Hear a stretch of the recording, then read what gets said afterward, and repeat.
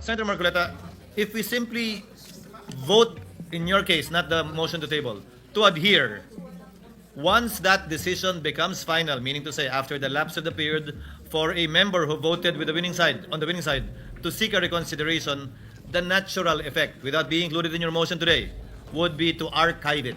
And by virtue of the manifestation of former Senate President Zubiri, if circumstances change, nothing prevents the body, plenary, from making the corresponding motion, putting it to a vote, and reflect the change in circumstances, if any.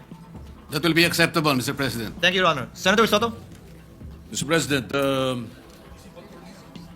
somehow parallel to what you're discussing, perhaps we could consider, no, and I would like to call the attention of the original proponent of this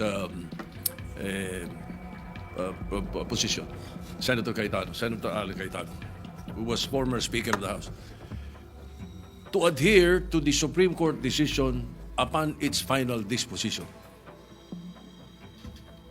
In meantime, table or archive upon whatever your pleasure would be.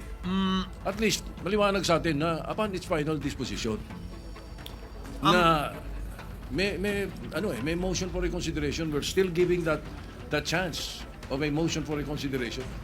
If I may, Your Honor, if you will indulge me.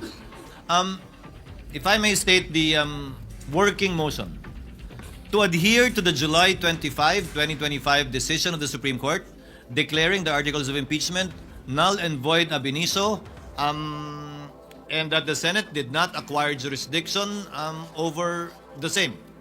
We can stop there. And then, as I said, after the vote becomes final, on Monday or Tuesday, if no one will seek a reconsideration, to archive it.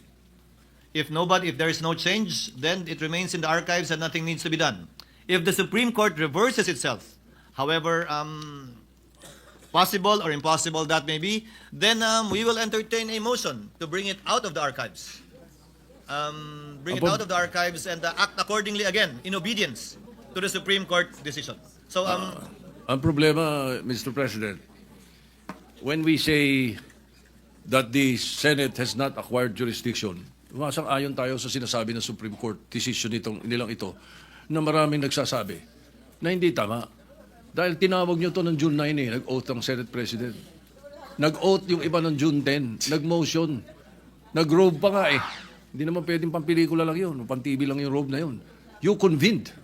So hindi pwedeng sabihin ng Supreme Court that you never acquired jurisdiction. February 5, 4:15 p.m., the Senate President's Office and the Senate Secretariat received the articles of impeachment. I'm sorry, Minority Leader.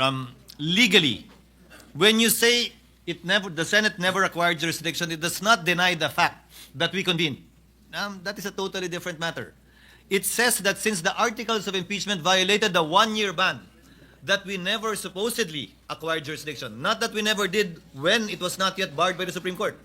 That factual situation still exists and is part of our records. As I said, that's why the better alternative is to archive it, because it was part of what actually happened, transpired, and it's part of the Senate's history. But having said that, without belaboring the point, if agreement cannot be reached, then we can proceed to dispose of the motion of Senator Sotto, our distinguished Minority Floor Leader, to lay the motion of Senator Marcoleta on the table, and depending on the outcome of that vote, should it not be favorable to the movant, then we proceed to act on the motion of Senator Marcoleta. If it is favorable to the movant, the distinguished Minority Floor Leader, then there is no need to proceed with the motion of Senator Marcoleta. Senator Lacson. Mr. President, we have to determine first if Senator Marcoleta has legal standing in filing his motion to dismiss. He will amend this motion later. We will first decide on the motion. So there's amendment to the motion. Yes, and then let's hear his motion, Your Honor. Yes.